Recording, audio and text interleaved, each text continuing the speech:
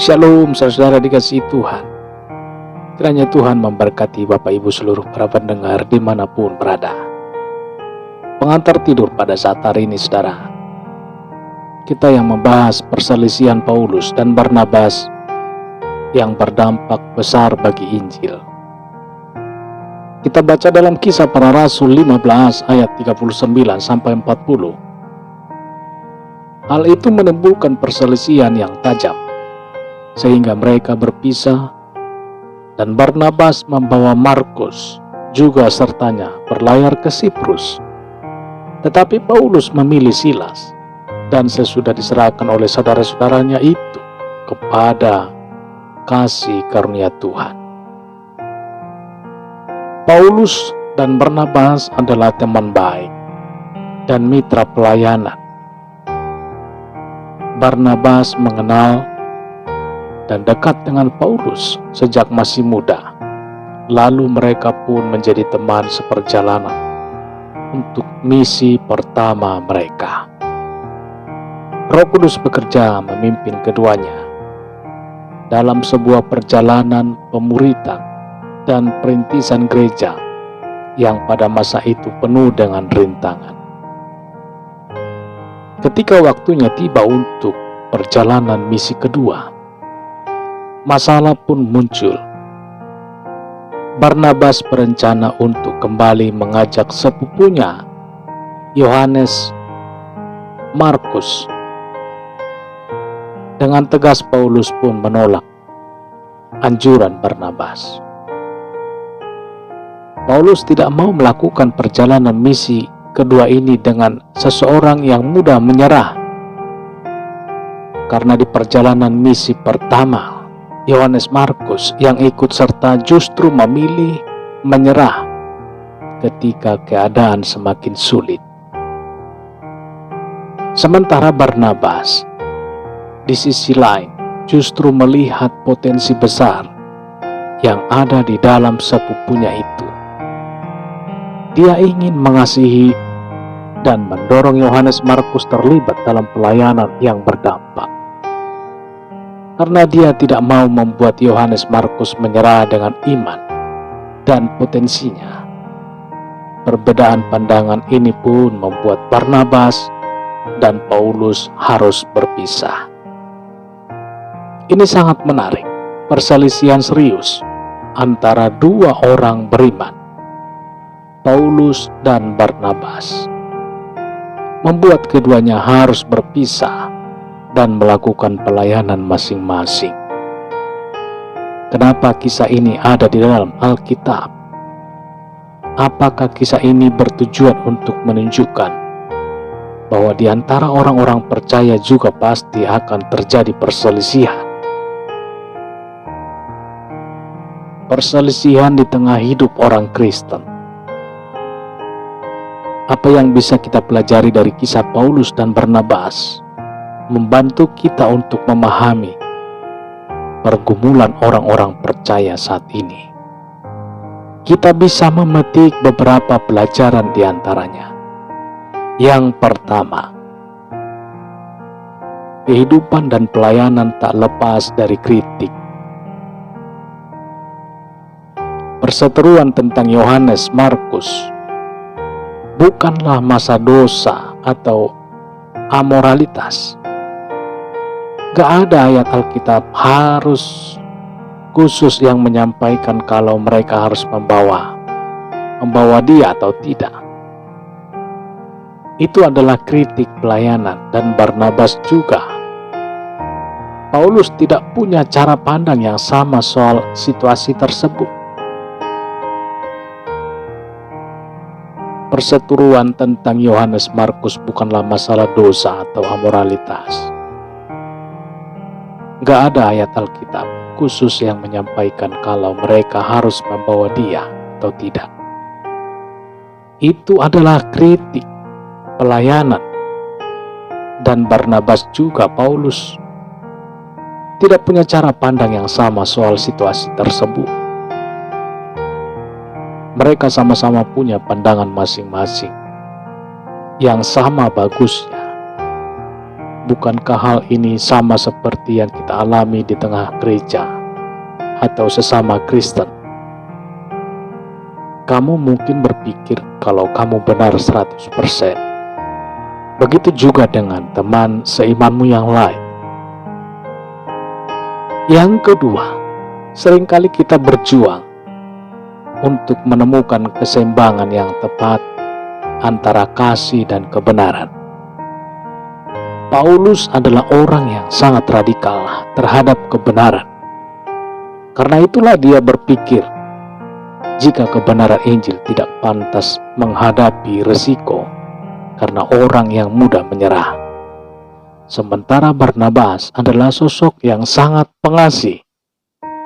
Kasih Kristus terlalu penting untuk tidak ditawarkan kepada sepupunya. Sama halnya seperti kita.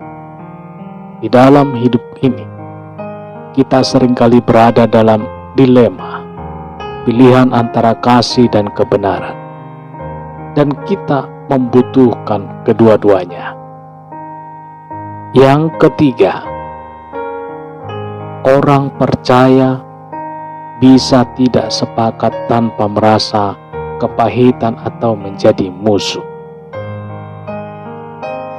Paulus dan Barnabas memutuskan untuk tidak melakukan pelayanan bersama lagi, tetapi mereka tetap masih saling mengasihi dan mendukung. Mereka tidak menjadi musuh bebuyutan. Mereka masih bersaudara dalam Tuhan dan rekan satu tim untuk pekerjaan kerajaan. Bagaimana dengan kita? Waktu kita tidak sepakat dengan teman, rekan kerja, atau pendeta kita, bisakah kita masih tetap menjadi teman bagi mereka? Bisakah hubungan kita tidak berubah? Kepahitan adalah kanker bagi jiwa. Tuhan benci dengan kepahitan, karena hanya akan menghancurkan kehidupan banyak orang. Yang keempat, kalau kamu mau menemui jalan buntu, menyerahlah kepada pemimpin. Kalau kamu menemui jalan buntu, menyerahlah kepada pemimpin. Siapa sebenarnya menang dalam kisah perselisihan Barnabas dan Paulus? Apakah Paulus dengan prinsip kebenarannya, atau Barnabas dengan kasihnya? Alkitab tidak menyampaikan siapa yang benar dan siapa yang salah secara spesifik. Tapi, kisah para rasul dituliskan secara khusus untuk mengisahkan perjalanan iman Paulus. Dia adalah alat yang dipilih Tuhan. Dia adalah pemimpin dari tim misi tersebut. Apa yang bisa kita petik? Kalau kamu mendapati jalan buntu, serahkanlah masalah tersebut kepada pemimpinmu. Kalau kamu tidak setuju dengan pasangan, pendeta atau atasanmu, serahkanlah masalah itu kepada pemimpinmu. Siapa dia? Tuhan sendiri yang memiliki otoritas atas hidupmu. Yang kelima, Tuhan bekerja atas segala sesuatu untuk mendatangkan kebaikan. Perselisihan antara Paulus dan Barnabas membuat pelayanannya mereka pecah menjadi dua tim. Tetapi pekerjaan Tuhan tidak terdampak. Malahan dengan hal itu, pengabaran Injil semakin pesat. Lalu bagaimana dengan Yohanes Markus? Alkitab menulis bahwa dia akhirnya menjadi hamba yang berguna untuk Paulus. 2 Timotius 4 ayat 11. Tuhan memakai dia untuk menulis Injil Markus. Baik teguran Paulus maupun dukungan dari Barnabas telah berhasil membuat Yohanes Markus menjadi pribadi yang berguna. Kita pasti akan menghadapi perselisihan dan ketidaksepakatan dalam hidup kita. baik dalam pekerjaan, baik dalam pelayanan, bahkan pernikahan maupun di tengah keluarga. Semua itu wajar. Tetapi mintalah supaya Tuhan menolongmu untuk memandang situasi tersebut dari sudut pandang orang lain.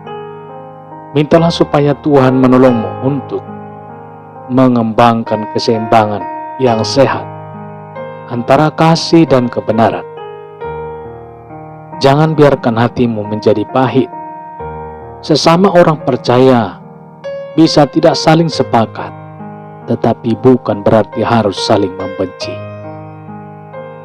Mungkin kamu sedang berselisih dengan seseorang saat ini dan membuatmu harus meninggalkan pekerjaan, meninggalkan pelayanan, atau bahkan gereja. Mungkin kamu mulai kesal dan kepahitan.